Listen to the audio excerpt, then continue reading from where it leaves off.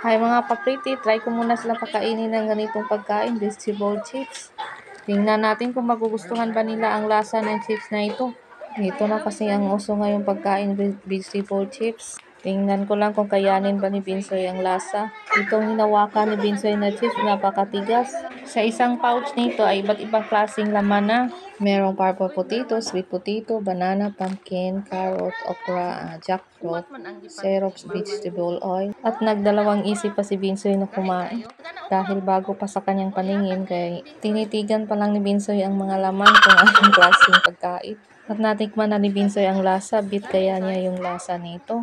Tinanong ko si Binsoy kung masarap ba, pero iba lang ang sinagot niya. Parang hindi bit ni Binsoy ang lasa, kakaiba kasi ang lasa niya.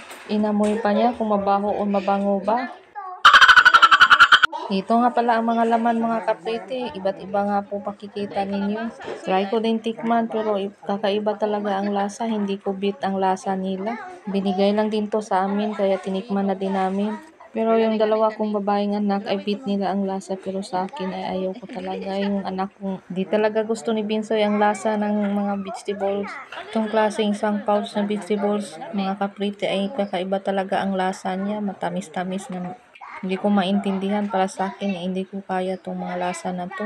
Si Binsoy nga nag-back out sa lasa, hindi niya bit. Pero at huli ko na pala nakita na ang manufacturer nito ay China nga pala. Naku, nakain na namin. Hindi naman siguro lahat manufacturer in China, meron naman sigurong Philippines. Kaya ako pa naman ang nagpili nito na inutusan ako mag-order ng ganito. Akala ko manufacturer in Philippines, hindi ko pala nabasa. Ba't naman kasi umabot pa ang China dito? Iwan ko sa China na to. Iniwasan pa naman namin kumain ng pagkain China. Nako, nakalusot talaga ang pagkain China sa tiyan namin. Nasarapan talaga si Bibiliri sa pagkain at hindi pa niya alam kung saan galing tong. Yun lang mga kapriti. Thanks for watching.